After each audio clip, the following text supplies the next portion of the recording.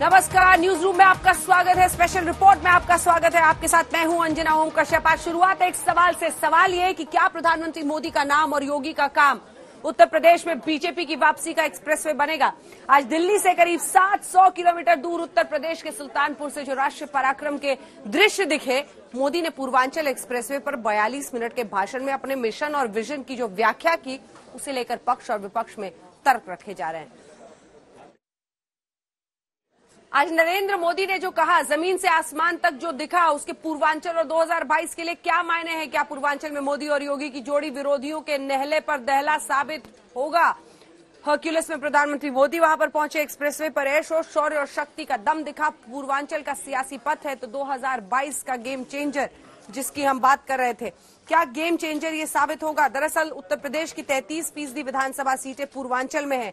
164 सीटों में से जो बाजी मारेगा उसके लिए बड़ी कामयाबी का सबब इस बार के चुनाव में बन सकता है पूर्वांचल का दांव। और इसीलिए अब हम आपको दिखाएंगे कि कैसे पूर्वांचल के बड़े बड़े जो सियासी दिग्गज हैं उनका नाता यहां से रहा है। प्रधानमंत्री मोदी पूर्वांचल की वाराणसी सीट से है, सांसद है।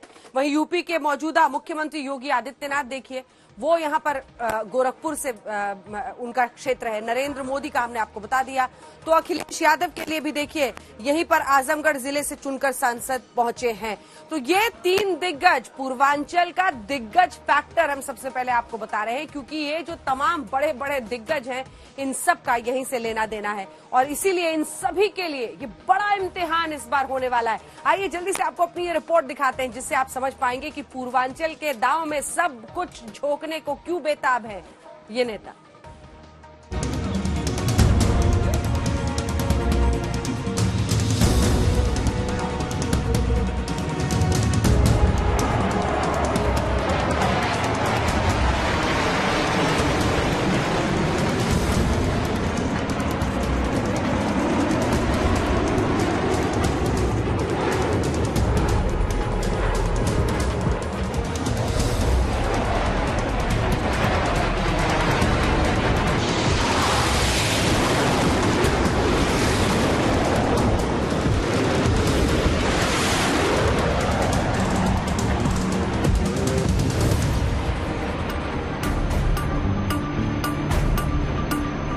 क्या एक्सप्रेसवे से खुलेगा जीत वाला रास्ता?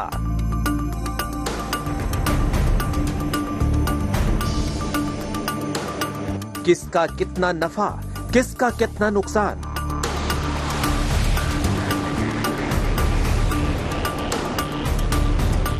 क्या 2022 में बीजेपी की स्पीड बढ़ेगी?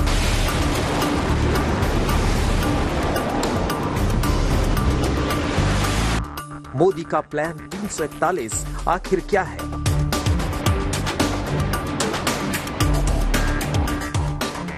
ये एक्सप्रेसवे यूपी के विकास का एक्सप्रेसवे है।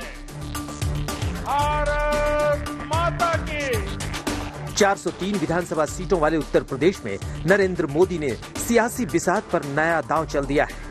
ये दांव 341 किलोमीटर लंबे पूर्वांचल एक्सप्रेसवे का है। वही एक्सप्रेसवे जो पूर्वांचल को आपस में जोड़ देगा। अहम यह है कि देश की सत्ता का रास्ता उत्तर प्रदेश से होकर गुजरता है, तो यूपी की सत्ता का रास्ता पूर्वांचल से होकर गुजरता है। 1857 के लड़ाई में यहाँ के लोग अंग्रेजन का छठी काई दूध याद देवाय दे रहे।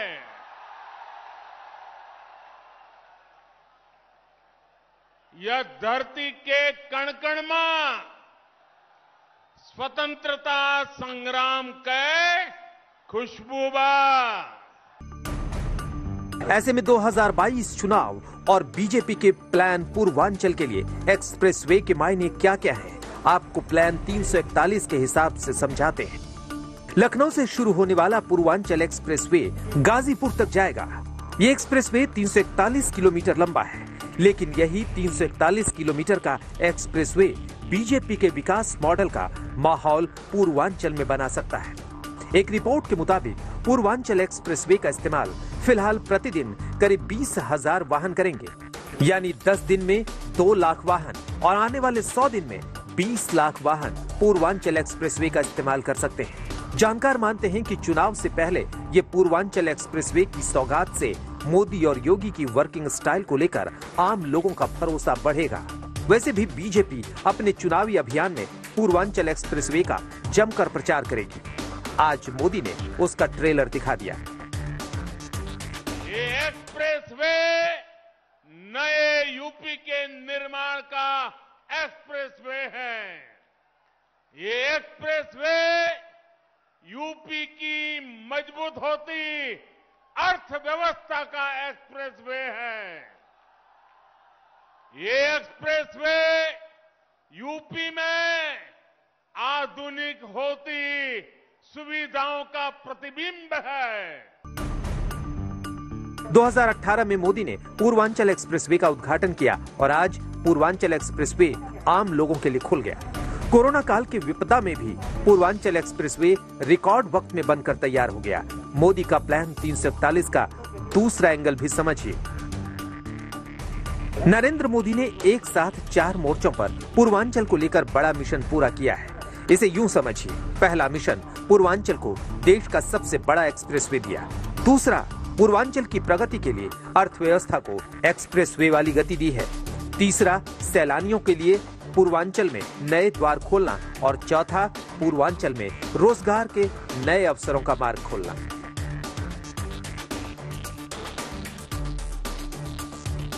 इस एक्सप्रेसवे का लाभ गरीब को भी होगा और मध्यम वर्ग को भी। किसान की इससे मदद होगी और व्यापारी के लिए भी सुविधा होगी। इसका लाभ श्रमिक को भी होगा और उद्यमी को भी हो, यानी दलित, वंचित, पिछड़े, किसान, युवा, मध्यम वर्ग, हर व्यक्ति को इसका फायदा होगा। निर्माण के दौरान भी इसने हजारों साथियों को रोजगार दिया और अब शुरू होने के बाद भी ये लाखों नए रोजगार के निर्माण का माध्यम बनेगा। भले ही पूर्वांचल एक्सप्रेसवे को बीजेपी गेम चेंजर मान रही है, लेकिन बीजेपी के राह में कई कांटे भी हैं। कुमार अभिषेक, सुल्तानपुर, आज तक। पूर्वांचल 2022 के चुनावी रण का केंद्र कैसे बन गया, ये हम आपको आगे दिखाएंगे, लेकिन उससे पहले प्रधानमंत्री ने जो चुनावी चेहरे का ऐलान किया पहले से बात थी, लेकिन जिस अंदाज में उन्होंने योगी आदित्यनाथ के चेहरे पर एक बार फिर से मुहर लगाई है, वो दिलचस्प है, वो आपको सुनाएंगे और दिखाएंगे भी। लेकिन उससे पहले जरा बता दें, जब भारतीय जनता पार्टी ने चेहरे का ऐलान करके चुनाव लड़ने की कोशिश की है तो क्या हुआ है। साल 2012 चेहरा कोई नहीं था, सीटें मिली ये 47। उस समय चेहरा उमा भारती और घोषित उम्मीदवार के तौर पर उन्हें देखा जा रहा था उस वक्त। 2007 में चेहरा कल्याण सिंह का, सीटें 51 आई थी। तो ये साल दर साल जब उन्होंने चुनाव लड़ने के साथ, उससे पहले चलिए 2002 राजनाथ सिंह का चेहरा वहां पर था, 88 सीटें आई थी। चेहरे को सामने रखकर जिसको बड़े चेहरे के तौर पर देखा जाता था, कल्याण सिंह 1996 174 सीटें उस वक्त की, और उसके बाद से 1991 में चेहरा कोई नहीं, तब सीटें 221 आई थी। तो कुल मिलाकर ये तस्वीर रही है जब वो चेहरा दिखाकर, चेहरा बताकर लड़े हैं चुनावी मैदान में, तो ये उनके साथ हुआ है। अब आइए आपको जरा हम ये भी बता दें कि इसी पूर्वांचल में आज पूरब और पश्चिम का एक अनूठा सा मिलन हुआ।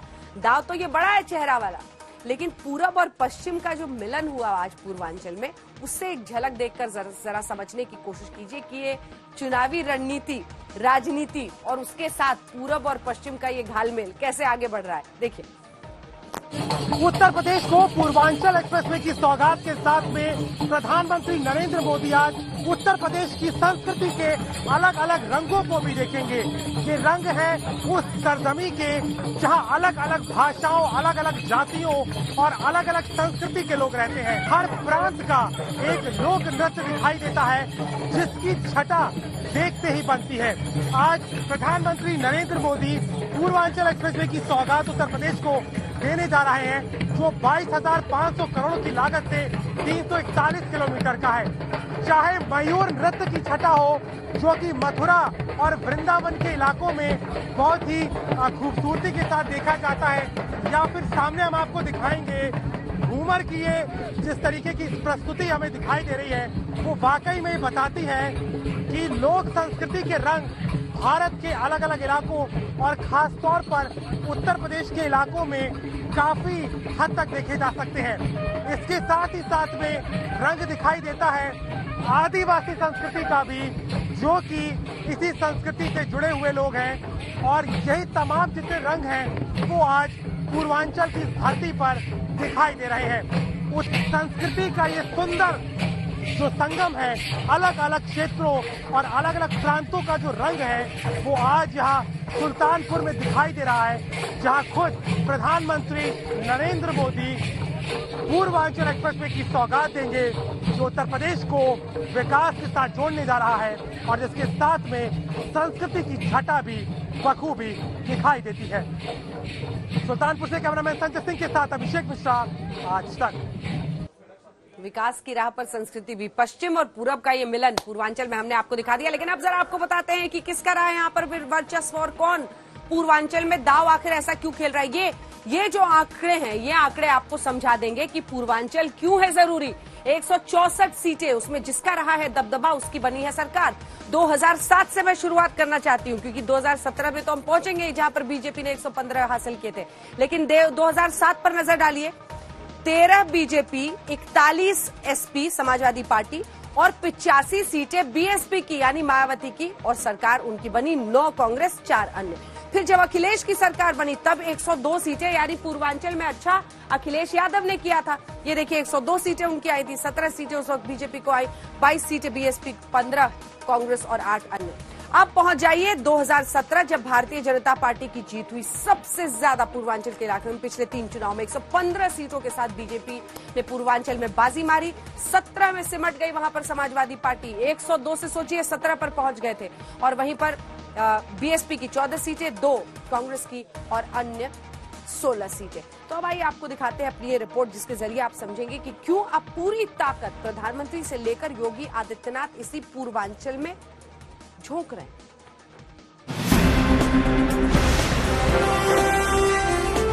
यूपी में आजादी के बाद पहली बार हो रहा, पहली बार उत्तर प्रदेश की आकांक्षाओं के प्रतीक इन शहरों में आधुनिक कनेक्टिविटी को इतनी प्राथमिकता दी गई। आज प्रधानमंत्री नरेंद्र मोदी ने अपने मिशन यूपी का पूरा रिपोर्ट कार्ड पढ़कर सुनाया। जिस वक्त मोदी ने पूर्वांचल एक्सप्रेसवे का उद्घाटन किया, ठीक उसी वक्त प्रधानमंत्री ने अपने मिशन यूपी का ब्लूप्रिंट पढ़कर सुनाया। सरल शब्दों में आपको बताएं तो मोदी ने पूर्वांचल एक्सप्रेसवे को लेकर सियासत कर रहे विपक्ष को सीधा जवाब दिया। मुझे बहुत पीड़ा है कि तब यूपी में जो सरकार थी उसने मेरा साथ नहीं दिया। इतना ही नहीं, सार्वजनिक रूप से मेरे बगल में खड़े रहने में भी उनको पता नहीं वोट बैंक नाराज होने का डर लगता था। उनको इतनी शर्म आती थी, इतनी शर्म आती थी, क्योंकि काम का हिसाब देने के लिए उनके पास कुछ था ही नहीं। मोदी ने यही बताया कि आज से पहले सिर्फ बड़े शहरों को आपस में जोड़ा गया, लेकिन ये उनकी वर्किंग स्टाइल है कि अब उत्तर प्रदेश के छोटे छोटे गांवों में रहने वाले गरीबों के द्वार तक एक्सप्रेसवे पहुंच रहा है। छोटे शहरों में रहने वाले लोगों को अब एक्सप्रेसवे वाली सड़क मिल रही है। छोटे छोटे शहरों तक बड़े एक्सप्रेसवे का नेटवर्क तैयार किया जा रहा है। दरअसल 341 किलोमीटर लंबा पूर्वांचल एक्सप्रेसवे तो सिर्फ ट्रेलर है, क्योंकि यूपी के शहरों को जोड़ने वाले 3 और एक्सप्रेसवे पर काम तेजी से चल रहा है। दूसरा एक्सप्रेसवे है बुंदेलखंड एक्सप्रेसवे, जो चित्रकूट, बांदा, हमीरपुर, महोबा, जालौन, औरैया और इटावा को आपस में जोड़ेगा। तीसरा है गोरखपुर लिंक एक्सप्रेसवे, जो गोरखपुर को अंबेडकर नगर, संत कबीर नगर और आजमगढ़ को आपस में जोड़ेगा। चौथा है गंगा एक्सप्रेसवे, जो मेरठ, हापुड़, बुलंदशहर, अमरोहा, संभल, बदायूं, शाहजहांपुर, हरदोई, उन्नाव, रायबरेली और प्रयागराज को जोड़ेगा। आप भी ये जानते हैं कि जहां अच्छी सड़क पहुंचती है, अच्छे हाईवे पहुंचते हैं, वहां विकास की गति बढ़ जाती है, रोजगार निर्माण और तेजी से होता है। पूर्वांचल की धरती से मोदी ने अपने इरादे साफ कर दिए। कहा पुरानी सरकार में खास इलाके तक विकास रुका हुआ था, लेकिन अब पश्चिम और पूरब के साथ कोई भेदभाव नहीं हुआ। पिछले मुख्यमंत्रियों के लिए विकास वहीं तक सीमित था जहां उनका परिवार था, उनका घर था। लेकिन आज जितनी पश्चिम का सम्मान है, उतनी ही पूर्वांचल के लिए भी प्राथमिकता है। बड़ी बात यह है कि बिना अखिलेश यादव का नाम लिए मोदी ने बड़ा सियासी वार किया। तो वहीं आज एक बार फिर मोदी ने साफ कर दिया कि 2022 में योगी के चेहरे पर उनकी मुहर है। आपने प्रचंड बहुमत देकर योगी जी को और मोदी जी को, दोनों को साथ मिलकर के अपनी सेवा का आपने मौका दिया। और आज यूपी में हो रहे विकास कार्यों को देखकर मैं कह सकता हूं, इस क्षेत्र का, यूपी का भाग्य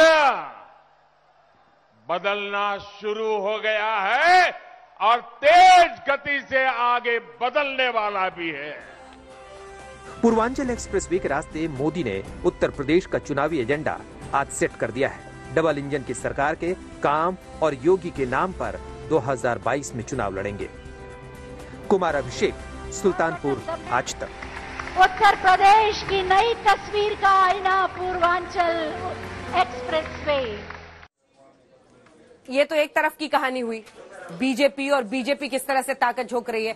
लेकिन आपको जरा बताएं कैसे अब एक्सप्रेसवे पर तेरा एक्सप्रेसवे मेरा एक्सप्रेसवे सियासी जुबानी जंग छिड़ चुकी है। और इसी कड़ी में लेकिन आपको ये भी समझना होगा कि इसी पूर्वांचल में 4 ऐसे जिले हैं जहां पर पूरी ताकत झोंकने के बावजूद, पिछली बार इतनी अच्छी परफॉर्मेंस के बावजूद बीजेपी कमजोर है, समाजवादी पार्टी से पीछे है। आजमगढ़, जौनपुर, गाजीपुर, प्रतापगढ़। यहां पर आप देख लीजिए, जिस आजमगढ़ में 10 सीटें हैं वहां पर 2012 और 2007 दोनों का आंकड़ा हम आपको दिखा रहे हैं। उसके बाद आप 9 देख लीजिए, बीजेपी कैसे कमजोर है इन जगहों पर। 9 सीटें हैं, 4 2017 में वो जीती, इससे पहले तो एक मतलब 2007 और 2012 में तो बिल्कुल ही सफाया समझिए था।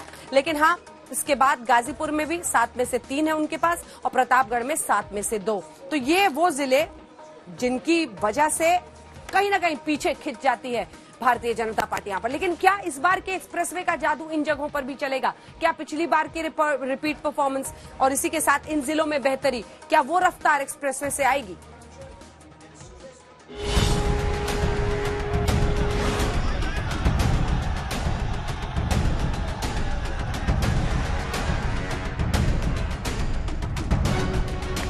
2022 का चुनावी मुद्दा क्या होगा, ये उत्तर प्रदेश के पूर्वांचल ने सेट कर दिया। अयोध्या से अलग अलग पार्टियों का शुरू हुआ चुनावी दाव अब पूर्वांचल एक्सप्रेसवे तक पहुंच गया है। चुनाव अभी दूर है, लेकिन सियासी रंग अभी से चढ़ना शुरू हो गया है, क्योंकि यूपी के राज दरबार का दरवाजा पूर्वांचल से ही खुलता है। यही वजह है कि पूर्वांचल की सियासी बिसात पर अभी से गोटियां बिछने लगी है। सिर्फ बीजेपी की बात करें तो पिछले 4 महीने में प्रधानमंत्री पूर्वांचल 3 बार पहुंचे हैं। इसी साल 15 जुलाई को प्रधानमंत्री रुद्राक्ष कन्वेंशन सेंटर का उद्घाटन करने काशी पहुंचे। 20 अक्टूबर को मोदी ने कुशीनगर इंटरनेशनल एयरपोर्ट का उद्घाटन किया। आज प्रधानमंत्री ने पूर्वांचल एक्सप्रेसवे का उद्घाटन किया। वहीं यूपी चुनाव की कमान संभाल रहे अमित शाह भी 2 बार पूर्वांचल का दौरा कर चुके हैं। 1 अगस्त को अमित शाह ने मां विंध्यवासिनी कॉरिडोर का उद्घाटन किया था, जबकि 13 नवंबर को काशी में संगठन की सबसे बड़ी बैठक की। बीजेपी ने विकास के नाम पर पूर्वांचल की सियासी चौसर पर मजबूत पासा फेंका है। दरअसल पूर्वांचल वही क्षेत्र है जिसने बीजेपी को साल 2014 के आम चुनाव में, 2017 के विधानसभा चुनाव में और 2019 के लोकसभा चुनाव में सत्ता तक पहुंचाया। अब उसी पूर्वांचल में 2022 में योगी और मोदी की एक और बड़ी परीक्षा है। यही वजह है कि शाह ने पूर्वांचल से ही बीजेपी के कार्यकर्ताओं को जीत का मंत्र दिया और अखिलेश के खिलाफ हुंकार भरी। इनके जेम का मतलब है जे से जिन्ना, ए से आजम खान और एम से मुख्तार। अब भाई आप मुझे बताओ, आपको भाजपा का जेम चाहिए या समाजवादी पार्टी का चाहिए? ये लोग उत्तर प्रदेश का भला नहीं करते। जात पात में बांटना, दंगे कराना, तुष्टीकरण करना और वोट बैंक की राजनीति को आगे बढ़ाना। जैसे ही चुनाव आया है, अखिलेश जी को जिन्ना बहुत महान दिखने लगे। शाह से पहले यूपी चुनाव में ताल ठोक रही समाजवादी पार्टी समेत दूसरी पार्टियां पूर्वांचल में बीजेपी की काट खोज रही हैं। पूर्वांचल के एक्सप्रेसवे का है, इसका भी नाम बदला गया। ये समाजवादी पूर्वांचल एक्सप्रेसवे जो समाजवादी पार्टी की सरकार का विजन था और जो काम समाजवादी पार्टी 4.5 साल पहले कर चुकी, उसी काम को आज सरकार कर रही है। इनके पास कोई नया काम भी नहीं है दिखाने को जनता के लिए। सबको पता है कि पूर्वांचल की ताकत यूपी में सत्ता दिलाने वाली ताकत है। यही वजह है कि अखिलेश यादव भी पूर्वांचल एक्सप्रेसवे पर बीजेपी को घेर रहे हैं। दरअसल पूर्वांचल एक्सप्रेसवे को लेकर वो लगातार दावा ठोक रहे हैं। उद्घाटन से ठीक पहले उन्होंने ट्वीट किया, फीता आया लखनऊ से और नई दिल्ली से कैची आई, सपा के काम का श्रेय लेने की मची है खिचम खिंचाई। आशा है अब तक अकेले में बैठकर लखनऊ वालों ने समाजवादी पूर्वांचल एक्सप्रेसवे की लंबाई का आंकड़ा रट लिया होगा। सपा बहुरंगी पुष्प वर्षा से इसका उद्घाटन करके एक रंगी सोच वालों को जवाब देगी। वहीं दूसरी तरफ पूर्वांचल एक्सप्रेसवे के उद्घाटन से ठीक पहले उनकी पार्टी के कार्यकर्ताओं ने पुष्प वर्षा की और दावा ठोकने निकले, लेकिन रास्ते में पुलिस ने रोक लिया। अब अखिलेश यादव पूर्वांचल एक्सप्रेसवे पर अपना शक्ति प्रदर्शन दिखाएंगे, यानी तमाम पार्टियां अपने सियासी पैतरे से पूर्वांचल को साधने की जुगत में है। लेकिन पूर्वांचल एक्सप्रेसवे के दाव से बीजेपी विरोधियों पर 21 पड़ सकती है। दरअसल 341 किलोमीटर लंबा एक्सप्रेसवे न सिर्फ गाजीपुर, बलिया और आजमगढ़ समेत आसपास के जिलों के विकास को तेज करेगा, बल्कि यहाँ के पिछड़ेपन को भी दूर करेगा। गाजीपुर से दिल्ली पहुंचने में 10 घंटे लगेंगे। राजधानी से पूर्वांचल के आखिरी छोर तक सीधी कनेक्टिविटी हो जाएगी। पूर्वांचल एक्सप्रेसवे से खेती किसानी के लिए कारोबार के नए रास्ते खुलेंगे। वहीं सब्जी और दूध व्यवसाय को एक्सप्रेसवे से फायदा होगा। पूर्वांचल एक्सप्रेसवे को गाजीपुर से बिहार को जोड़ने के प्रस्ताव पर भी काम चल रहा है। क्या पूर्वांचल एक्सप्रेसवे का चुनाव में असर पड़ेगा? ये आपको पूर्वांचल एक्सप्रेसवे पर पड़ने वाले जिलों की विधानसभा सीटों का समीकरण समझाते हैं। आपको ये बता दें कि 9 जिलों से ये पूर्वांचल एक्सप्रेसवे गुजर रहा है। 9 जिलों में कुल 54 विधानसभा सीटें आती हैं। बड़ी बात यह है कि 2017 के चुनाव में पूर्वांचल एक्सप्रेसवे से जुड़ी 54 सीटों में बीजेपी ने 33 सीटें जीती थी, समाजवादी पार्टी ने 11 सीटें, बीएसपी ने 8 सीटें, जबकि एसबीएसपी ने 2 सीटें। अगर सीट की गणित समझें तो जिस इलाके से एक्सप्रेसवे गुजर रहा है वहां भले ही बीजेपी ने आधी से ज्यादा सीटें जीती, लेकिन समाजवादी पार्टी से सीधा मुकाबला है।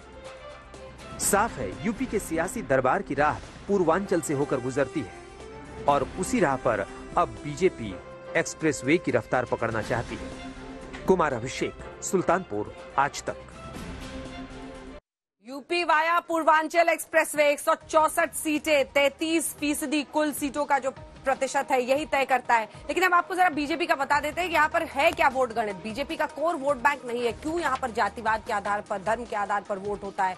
धर्म और जातिवाद पर ही बेस्ड पूरी वोटिंग का अभी तक का पैटर्न रहा है। इससे पहले पिछली बार जरूर जीते थे वो ज्यादा सीटें यहाँ पर, लेकिन उससे पहले बीएसपी, एसपी के लिए मुस्लिम यादव फैक्टर, वहीं बीएसपी के लिए जो दलित ब्राह्मण फैक्टर जिसको उन्होंने सोशल इंजीनियरिंग के तौर पर पेश किया, उससे फायदा मिला। राम जन्मभूमि का भी जो हिंदुत्व कार्ड है वो यहाँ पर बीजेपी को बहुत ज्यादा फायदा नहीं पहुंचा पाया। लेकिन क्या एक्सप्रेस में पहुंचाएगा फायदा? गुजरात में एक नया फरमान जारी हुआ है। फरमान ये कि अब खुली जगहों पर और सड़क किनारे ना आप मांस, मछली, अंडा बेच सकते हैं ना ही खा सकते हैं।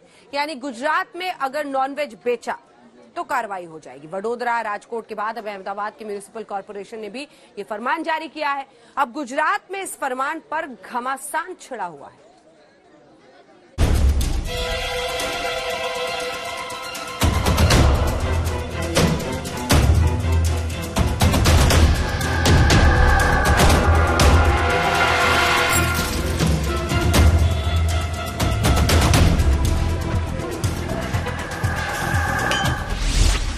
गुजरात में मांस, मछली, अंडा बेचने पर पाबंदी क्यों?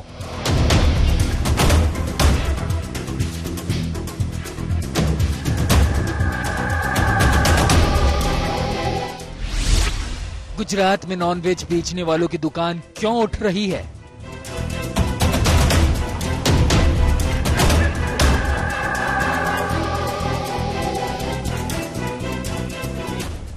क्या गुजरात में रहना है तो सिर्फ शाकाहारी ही खाना होगा?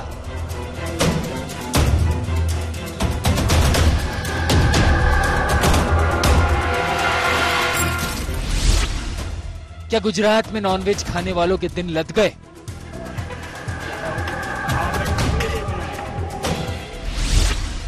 गुजरात में कहां-कहां नॉनवेज बेचने पर पाबंदी लगा दी गई है?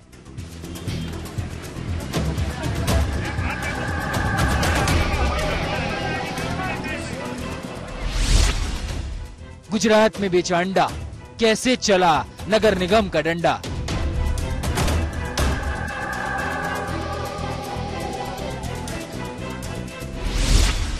देखिए नॉनवेज का गुजरात निकाला।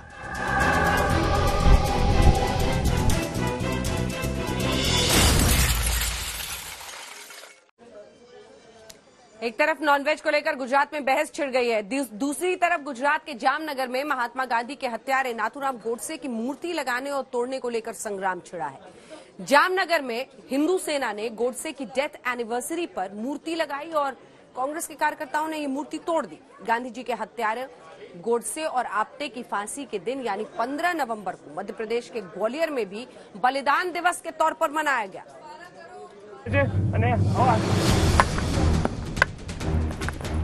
ये तस्वीरें गुजरात के जामनगर की हैं, जहां महात्मा गांधी के हत्यारे नाथूराम गोडसे की प्रतिमा तोड़ी जा रही है। और अब गोडसे की प्रतिमा को तोड़ने पर बवाल मच गया है। 15 नवंबर को हिंदू सेना ने गोडसे की ये मूर्ति लगाई थी, जिसे 16 की सुबह कांग्रेस कार्यकर्ताओं ने तोड़कर गिरा दिया।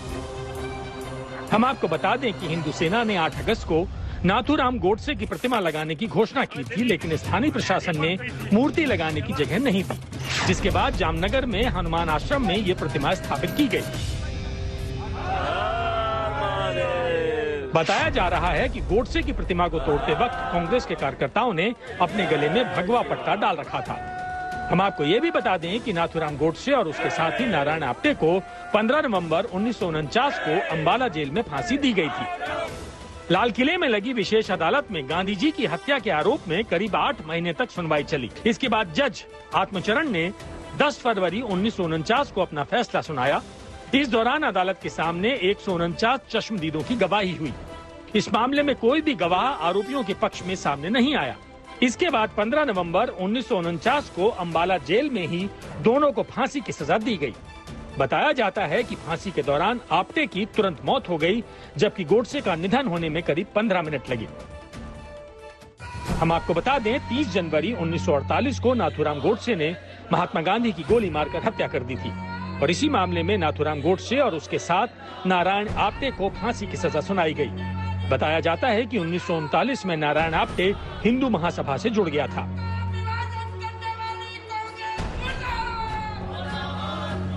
अब हिंदू महासभा हर साल 19 मई को गोडसे का जन्मदिन और उसकी फांसी वाले दिन 15 नवंबर को उसका बलिदान दिवस मनाती है।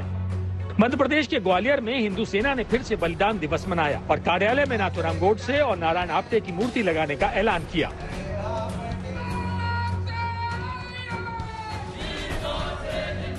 हिंदू महासभा हर राज्य के एक मुख्य शहरों में हुतात्मा नाथूराम गोडसे, हुतात्मा नारायण आप्टे, तो दोनों को एक साथ 15 नवंबर 1949 को गांधी जी के अंत करने पर फांसी दी गई थी, उन बलिदानियों को आज हम नमन कर रहे हैं। 72वां बलिदान दिवस है और उनकी आज तक, क्योंकि गोडसे जी ने कहा था कि मेरी अस्थियां सिंधु नदी में विसर्जित की जाएं जब वो अखंड भारत के अंदर हो, तो आज तक उनकी अस्थियां उनके परिजनों के पास सुरक्षित हैं। वो सिंधु नदी जब भारत में अखंड भारत बनेगा और वो हो गई तब जो है उनकी अस्थियों का विसर्जन किया जाएगा। ऐसी इच्छा के साथ, उनकी अंतिम इच्छा के साथ जो है आज तक सुरक्षित अस्थियां हैं। हिंदू महासभा का कहना है कि हरियाणा के अंबाला की उसी सेंट्रल जेल से लाई गई मिट्टी से गोडसे की प्रतिमा बनाएगी जहां गोडसे को फांसी दी गई थी। हालांकि प्रशासन का कहना है कि हिंदू महासभा को लेकर कोई भी सार्वजनिक कार्यक्रम नहीं हुआ, न ही ग्वालियर में कोई प्रतिमा लाई गई है और आगे भी पुलिस हिंदू महासभा पर नजर रखे हुए है। आज तक ब्यूरो।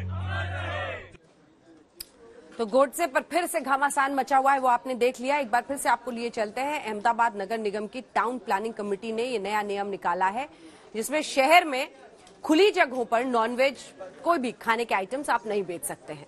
और तो और शहर में मुख्य जगहों पर 100 मीटर के दायरे में किसी भी दुकान पर मांस नहीं बिकेगा। सिर्फ अहमदाबाद ही नहीं, वडोदरा, राजकोट, इन तमाम शहरों में ये नियम लागू हो चुका है और इस पर एक्शन भी शुरू हो गया है। जहां भी नॉनवेज का अगर कोई भी ठेला हो, वो नगर निगम देख लिएगा, उसे फौरन गाड़ी में डालकर वहां से ले जाएगा। नगर निगम का कहना है कि नॉनवेज की दुकानों से निकलने वाला धुआं है वो सेहत के लिए हानिकारक है। तो यही बहाना बनाकर, यही नियम सामने रखकर अब इसे वहां पर बैन किया जा रहा है।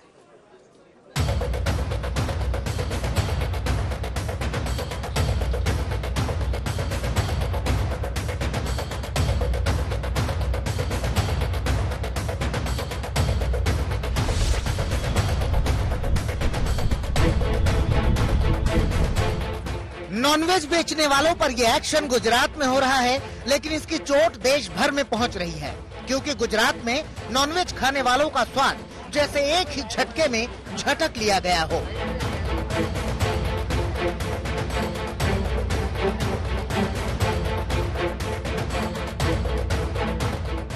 अब इसे कौन सा फरमान कहें? तुगलकी फरमान तो कतई नहीं कह सकते, क्योंकि तुगलक के राज में तो नॉनवेज खाने की खुली छूट रही होगी। लेकिन अहमदाबाद नगर निगम ने नॉनवेज बेचने वालों के खिलाफ फरमान जारी कर दिया है। अब इस फरमान का पालन करते हुए नॉनवेज बेचने वालों की दुकानें उठनी शुरू हो गई हैं। नॉनवेज के शौकीनों की बात छोड़िए, पहले बेचने वालों के दिल पर क्या बीत रही है उसे आपको सुना देते हैं। तो हम लोग का जब बंद करा रहे हैं तो 10 परिवार हम लोग गरीब आदमी चला रहे हैं, तो हम लोग फिर कहाँ जाएंगे, क्या खाएंगे, क्या करेंगे? तो उसको आप लोग कुछ करिए या कुछ बताइए, या नहीं तो हम लोग का जगह दीजिए धंधा करने का, या कोई नौकरी दीजिए अच्छा, तो ये हम लोग का गुंजाइश होगा। नहीं तो हम लोग कहाँ जाएंगे? फिर चोरी चलाकी करेंगे तो बोलेगा आप लोग चोरी कर रहे हो, डकैती कर रहे हो। लेकिन जिसे मुर्गा या अंडा खाना हो खाए, इसी तरह जिसे पालक और टिंडे का सेवन करना हो करे। बात बाकी ये है कि अंडे से टिंडे तक कुछ भी खाने पीने की आजादी हमें हमारा संविधान देता है। तभी तो गुजरात में सड़क किनारे ठेले लगाने वाले नगर निगम के इस शुद्ध शाकाहारी फरमान के खिलाफ खड़े हो गए हैं और हाईकोर्ट तक जाने की बात कर रहे हैं। जिसका धंधा अंडे का या नॉनवेज का नहीं है और जो सादा नाश्ता सुबह सुबह में जो कर रहे हैं उनको भी आज उठा दिया गया है। इस तगलगी नियम, तानाशाही नियम के सामने हम लड़ने जा रहे हैं, हाईकोर्ट में जा रहे हैं। हाईकोर्ट पर हमें पूरा विश्वास है, हाईकोर्ट हमारे लिए कुछ न कुछ सोचेगा। जो लोग रोज का कमा के रोज खा रहे हैं उनके परिवार की परिस्थिति में सरकार को सोचना चाहिए। पद्मश्री कंगना रनौत भले ही आजादी को भीख बता दें, लेकिन सिर्फ गांधी और पटेल नहीं, आजादी की लड़ाई में गुजरात का भी अपना महत्व है। भूतकाल में गुजरात ने अंग्रेजों को भगाया था, भविष्य काल में गुजरात ही होगा जो नॉनवेज और नॉन वेजिटेरियन को अंग्रेजों की तरह देश से भगाएगा। क्रांति का बिगुल एक बार फिर बजा है, शुरुआत हो चुकी है, बस कुछ दिन और। हो सकता लगता है कि वो दिन भी आए कि कसाईयों को पनीर का कीमा न केवल बनाते बल्कि बेचते हुए भी देखना पड़े। अंडों से सिर्फ चूजे ही निकलेंगे जो एक दिन मुर्गा मुर्गी बनेंगे और खुल के अपनी जिंदगी जिएंगे। और ये कहावत भी बदलनी पड़ेगी कि बकरे की माँ कब तक खैर मनाएगी, क्योंकि नॉनवेज बंद होने पर बकरे और उसकी माँ दोनों की खैर ही खैर होगी। आपको वडोदरा के डिप्टी मेयर का बयान सुनाते हैं। उन्हें नॉनवेज को लेकर क्या शिकायत मिली है और जिस पर तुरंत एक्शन लिया जा रहा है। छोटे बालक और महिलाओं की मांग थी कि हम लोग जब रास्ते में से जाते हैं तो एरिया जो है, पर्टिकुलर जो एरिया है कि जहाँ पे नॉनवेज की लारी होती है, नॉनवेज बेचा जाता है, वहाँ पे जाते समय आंखों में इचिंग होती है।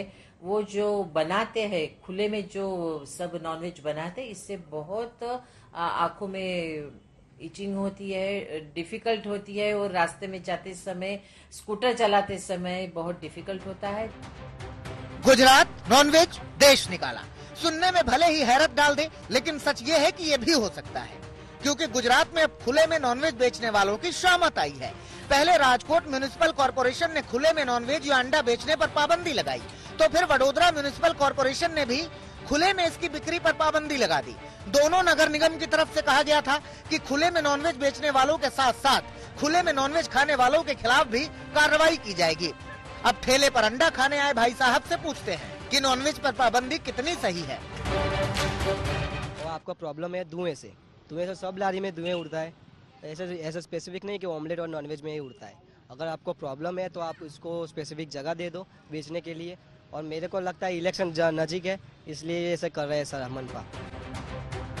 तो बात बहुत सीधी है। अगर ये फैसला हाइजीन को ध्यान में रखकर किया गया है, तो फिर कल अगर समोसा, जलेबी, पूरी, पराठे और सबसे ज्यादा गोल गप्पे भी नगर निगम की नजर में आ जाए तो हमें आहत नहीं होना चाहिए। अगर मामला पॉलिटिकल है और इसे आगामी गुजरात विधानसभा चुनाव को ध्यान में रखकर सामने लाया गया है, तो इस पर लंबा चौड़ा कविता संग्रह भी लिखा जा सकता है और इसमें संवाद की पूरी गुंजाइश है। अब जरा अहमदाबाद म्युनिसिपल कॉर्पोरेशन की टाउन प्लानिंग कमेटी के अध्यक्ष की बात भी सुन लेते हैं। अहमदाबाद महानगर से लोगों की शिकायत आ रही थी कि जो मुख्य जनमार्ग है वहाँ पे नॉनवेज, अंडा, आमलेट, मछली, ये सब की लारी दिखाई देती थी, तो लोग बहुत सिफारिश करते थे। तो आज टाउन प्लानिंग कमेटी के अंदर एक निर्णय किया गया कि जो जनमार्ग है वहाँ से ये लारी हटाई जाएगी, कि अहमदाबाद के सभी जनमार्ग और ये प्लेसेस है वहाँ से ये लारी अंडा, आमलेट, नॉनवेज, मछली की लारी हटाई जाएगी। तो गुजरात में नॉनवेज पर ये घमासान आप देख रहे हैं, पाबंदी की बात उठी तो सीएम भूपेंद्र पटेल ने सफाई दी। वो ये कि फरमान नॉनवेज बेचने वालों या फिर खाने वालों के लिए नहीं है, बल्कि साफ सफाई के लिए है और सड़क किनारे खड़े ठेले वालों से जो ट्रैफिक जैम होता है उनके लिए है। नॉनवेज की बिक्री पर इस तरह के प्रतिबंध पहले उत्तर प्रदेश के कई शहरों में भी लगाए जा चुके हैं, लेकिन अब हम आपको नॉनवेज पर कुछ आंकड़े जरा बताते हैं। एक रिपोर्ट के मुताबिक वैश्विक स्तर पर मांसाहार की खपत में बीते 50 सालों में तेजी से इजाफा हुआ है। इसके साथ ही साल 1960 के मुकाबले मांस का उत्पादन 5 गुना बढ़ा है। साल 1960 में मांस का उत्पादन 70 मिलियन टन था, जो कि 2017 तक 330 टन तक पहुंच गया। एक देशव्यापी सर्वे के मुताबिक भारत में 2/3 लोग कम से कम किसी एक तरह का मांस जरूर खाते हैं। भारत में प्रति व्यक्ति मांस की खपत 4 किलोग्राम है, जो कि दुनिया भर में सबसे कम है, जबकि साल 2013 में दुनिया में न्यूजीलैंड और अर्जेंटीना में प्रति व्यक्ति 100 किलोग्राम मांस की खपत हुई। वहीं रवांडा और नाइजीरिया में रहने वाले लोग 8 से 9 किलोग्राम मांस खाते हैं रोजाना। तो ये एक आंकड़ा है। और भाई आपको दिखाते हैं कि कैसे सलमान खुर्शीद की किताब पर भड़की चिंगारी अभी खत्म होने का नाम नहीं ले रही। 15 नवंबर को नैनीताल में सलमान खुर्शीद के घर में आग लगा दी गई। अब इसकी जांच हो रही है। उत्तराखंड पुलिस का कहना है कि आरोपियों को बख्शा नहीं जाएगा।